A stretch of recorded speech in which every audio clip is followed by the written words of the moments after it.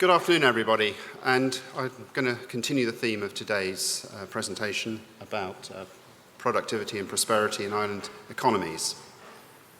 The development of Guernsey economy has meant that it has always had, like most islands, one dominant sector. Over the years, that has varied from quarrying to horticulture to today it's financial services.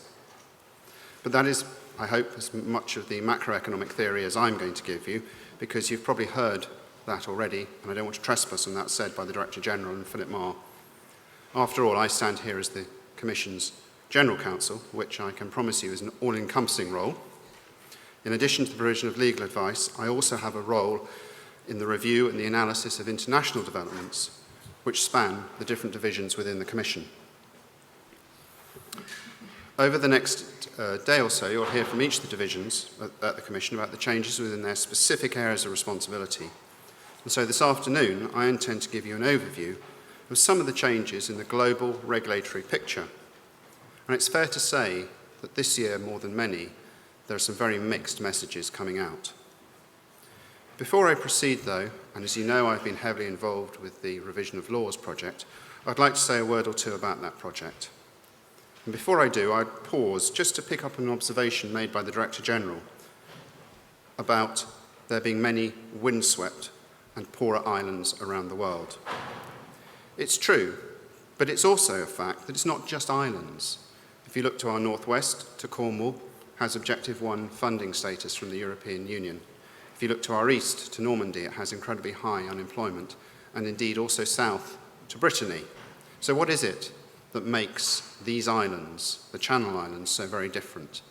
And you have to actually reflect and realise it's one thing, it's our constitutional status. And that is incredibly important because not only do we have a strong British rule of law, we equally have, uniquely, the ability, whilst part of the British Islands, to legislate for ourselves. And that is a very, very important part of what makes us different to all the land masses around us in terms of our geography. So, coming back to the revision of laws and the project, where are we? Well, we're at about the halfway point. The states have now voted on the proposals, and we're entering into the technical phase of drafting the laws, ready to be brought back to the states of deliberation about this time next year, and we'll be looking to bring them in to force following, we hope, royal assent from the Privy Council. At this point, I would just like to take a moment to thank all of those who've worked on the project, in particular my project officer Tanya Shires, and also those of you in industry, whether you've contributed through GIBA or as perhaps more unsung heroes in the rather complex technical committees, which has been looking at some of the real detail here. So, what were the aims of the project? Firstly, they were to create efficiencies for both the industry and the Commission. Secondly, to future-proof the legislative regime, so far, of course, as that is actually going to be totally possible. Thirdly, naturally, and you won't be surprised, we need to meet international standards. And finally, to meet the introduction of MiFID. More of this later, or as you heard from the Chairman, possibly even more of this next year now.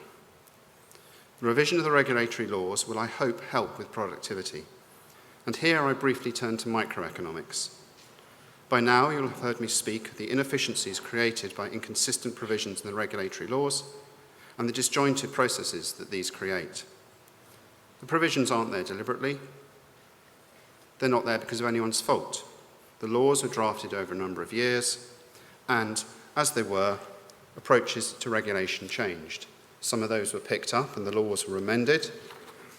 However, certain of the laws were not amended, and we've ended up with a hodgepodge of legislation, which is difficult for you necessarily to operate and equally for us. So I hope that the proposed laws, once drafted, will create efficiencies and thus allow for increased productivity. It's important for both industry and the Commission. The Commission recognises that regulation is a fixed cost, and in turn I believe that industry recognises that regulation is now an integral part of its business operations. In this respect, 2008 and the credit crunch crisis instilled that shift in the paradigm. At the Commission, we hope that by creating streamlined and joined-up processes, as well as, of course, the other things which we are doing with regard to online services, of which you'll hear mentioned tomorrow, we're getting to the bailiwick in a position where it can deliver effective regulation that is efficient for the industry and also for the Commission. So, perhaps in economic terms, keeping down both our costs reduces the opportunity cost of doing business. The international landscape is very varied at present. Many new challenges present themselves, and as we know, within those there can both be threats and opportunities, the latter of which translate into, ultimately, prosperity. As part of the revision of laws, the Commission specifically queried with industry the extent to which we should be looking to legislate more narrowly or not. The resounding response from both the discussion and consultation papers was that Guernsey's strength is in having broadly drawn, flexible legislation. This is the direction we have taken, and we've chosen to maintain a broad and flexible approach. And in that way, we hope we can contribute towards increasing prosperity. In certain areas and in response to feedback, during the revision of laws project, we have worked with industry organisations to help develop appropriate guidance, such as with regard to index-linked securities in the insurance field, and this now has been placed on the website with links. So where it's necessary to give some stronger guidance, we have been looking at facilitating that. Our approach to keeping the legislation broad will, I hope, also help us meet the aim, as I said, so far as possible, of future-proofing the legislation.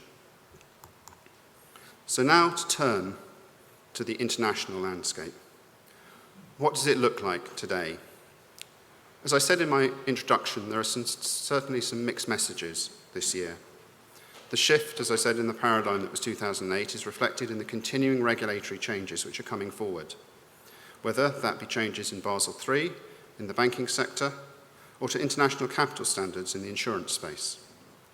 Separately, the European Union is introducing MiFID II, the Markets in Financial Instruments Directive, and its cousin for professional investors, MiFIR.